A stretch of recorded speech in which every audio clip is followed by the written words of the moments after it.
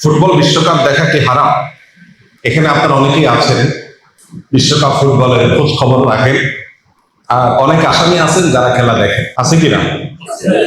আছে। এই সমস্ত খেলাধুলা, এই সমস্ত ইভেন্ট গুলো দেখা, ফলো আপ করা, এটা কি হারাম নাকি হালাল? এর চেয়ে বেশি প্রাসঙ্গিক প্রশ্ন হলো, একজন আখেরাতে বিশ্বাসী ইমানদারের সাথে এগুলো যায় কি? খেলা তামাশা এর মানে হলো সিরিয়াস কোনো বিষয়, অথচ সেই জিনিসটা আমাদের জীবনে এখন অত্যন্ত সিরিয়াস, অত্যন্ত গুরুত্বপূর্ণ বিষয়ে পরিণত হয়েছে। কতটা সিরিয়াস, কতটা গুরুত্বপূর্ণ? এটাকে ঘিরে আত্মহত্যার ঘটনা ঘটে, এটাকে ঘিরে মারামারির ঘটনা ঘটে, এটাকে ঘিরে যে উন্মাদনা হয়, সে উন্মাদনা গুলো এতটা ভয়াবহ আকার ধারণ করেছে যে 2022 সালে কাতার বিশ্বকাপে ব্যয় হয়েছে 220 বিলিয়ন ইউএস ডলার। কত? 220 বিলিয়ন ডলার খরচ হয়েছে 2022 বিশ্বকাপে। গোটা পৃথিবীতে যত মানুষ ক্ষুধার্ত থাকে, সে মানুষের সংখ্যা 82,80,00,000। এই মানুষগুলো ক্ষুধার্ত থাকে, খাবারের অভাবে কষ্ট করে। বিশ্ব খাদ্য সংস্থা নির্বাহী পরিচালক ডেভিড বিসলি তিনি বলেছেন, প্রতি বছর যে 82,80,00,000 মানুষ ক্ষুধার্ত থাকে, এদের খাবারের ব্যবস্থা করা যায় 40 বিলিয়ন ডলার হলে এক বছরের খাবারের ব্যবস্থা করা যায়। তাহলে একটি বিশ্বকাপ ফুটবল আসরের টাকা দিয়ে গোটা পৃথিবীর মানুষের 5-6 বছরের ক্ষুধার্ত মানুষের ক্ষুধা নিবারণ করা সম্ভব। অর্থাৎ গোটা পৃথিবীতে একটা মানুষও ক্ষুধার্ত থাকবে না, সেই ব্যবস্থা করা সম্ভব শুধুমাত্র একটি আসরের টাকা দিয়ে 5 থেকে 6 বছর। এবং 2030 মধ্যে গোটা পৃথিবীকে ক্ষুধামুক্ত করা সম্ভব।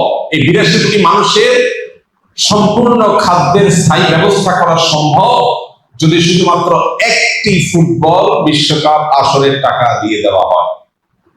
নাম দিয়েছি যেটার খেলা তামাশা, খেল তামাশা, ওইটা এতটা সিরিয়াস যে সেটার জন্য যে টাকা খরচ করা হয় তা দিয়ে বিশ্বের মানুষের ক্ষুধা নিবারণ করা সম্ভব।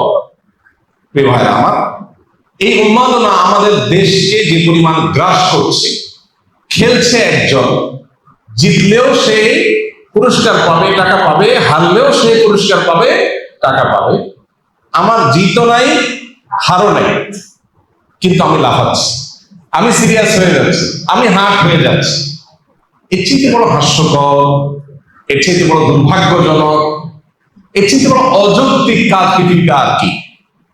পৃথিবী মুসলমানদেরকে, মুসলমানদের আইডেন্টিটিকে ধ্বংস করবার জন্য যে সমস্ত আয়োজন আছে, এই আয়োজনগুলোর অন্যতম হলো এই সমস্ত ইভেন্টগুলো। এটা বোঝার জন্য পণ্ডিত হওয়ার দরকার নেই, একটু চোখ কান থাকলেই, একটু আপনি চোখ কান খুললে আপনি দেখতে পাবেন যে আপনার আত্মপরিচয় ভুলিয়ে দিয়ে, আপনার আসল গন্তব্য ভুলিয়ে দিয়ে আপনাকে একটা উন্মাদনার মধ্যে সদা ব্যস্ত রাখার প্রচেষ্টার অংশ হলো এই সমস্ত আসরগুলো। একজন মুসলমান এগুলোর সাথে ইনভলভ হতে পারে না। পৃথিবীতে যত অপরাধ কর্ম আছে, আল্লাহ রাব্বুল আলামিন শয়তানের যে কয়েকটা কর্মকাণ্ডের কথা বলেছেন কোরআনে কারিমে, স্পেসিফিক এবং সুনির্দিষ্ট করে আল্লাহ তাআলা জুয়া এবং মদকে আল্লাহ বলেছেন, ইন্নামাল খামরু ওয়াল মাইসিরু ওয়াল আনসাবু ওয়াল আজলামু রিজসুম মিন আমালিশ শাইতানি ফাজতানিবু। এখানে আল্লাহ তাআলা জুয়া এবং মাদক এই দুইটাকে বলেছেন শয়তানের কর্ম, বিশেষভাবে এই দুইটাকে বলেছেন।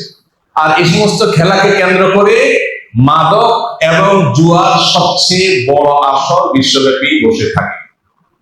আর জেনা, ব্যভিচারের যে পথ গোটা বিশ্বব্যাপী সবচেয়ে বেশি উন্মোচিত হয়, এই সমস্ত আসলে সেটাতে বলার অপেক্ষা রাখে না।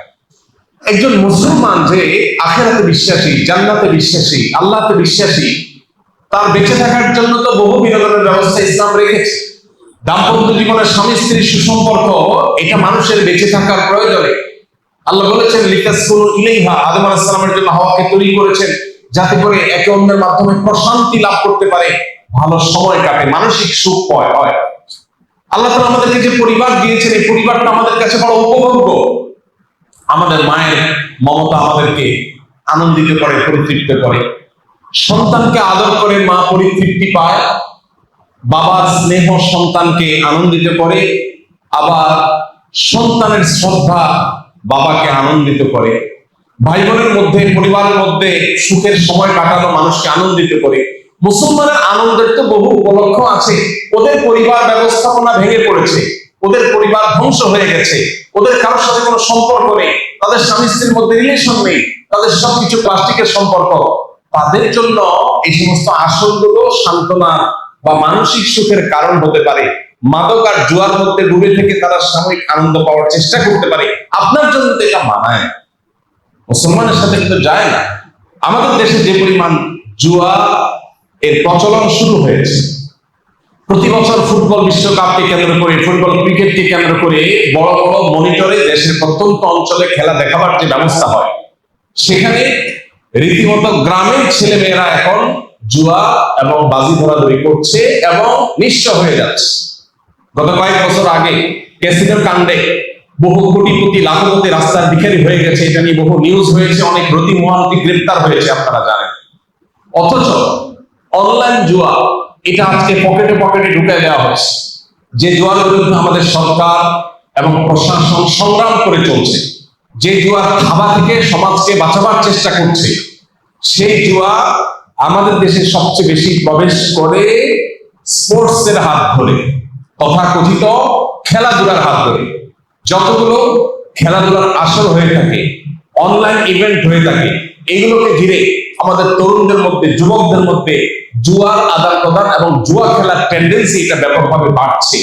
এই বিষয়টাকে কর্তৃপক্ষের গভীরভাবে মনোযোগ দিয়ে দেখা উচিত। যদি এটা দেখা হয়, তাহলে সেক্ষেত্রে একে তো নীতি নৈতিকতার যে অভাব, সেটা আমরা কিছুটা হলেও দূর করতে পারবো।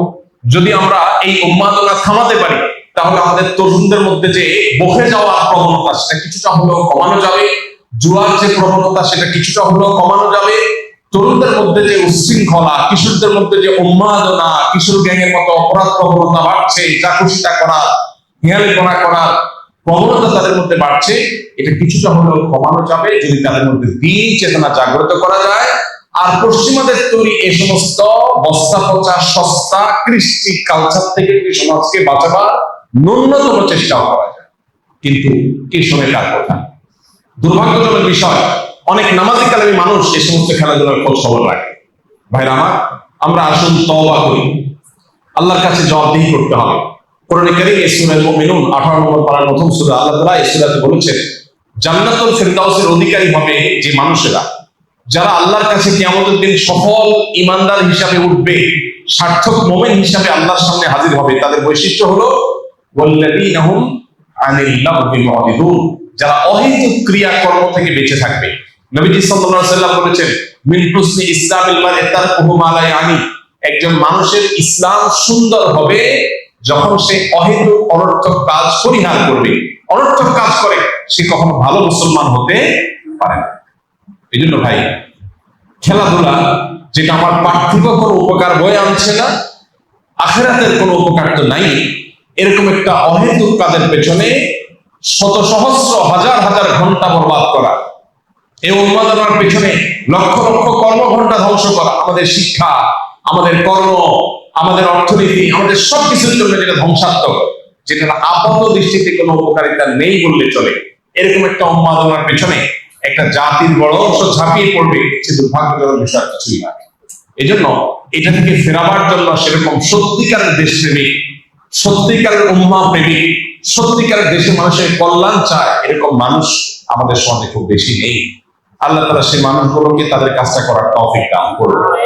আমরা ইনশাআল্লাহ এই সমস্ত উন্মাদনা, এই সমস্ত পাগলামো, এগুলো থেকে বেঁচে থাকার চেষ্টা করবো। আল্লাহ আমাদের সবাইকে তৌফিক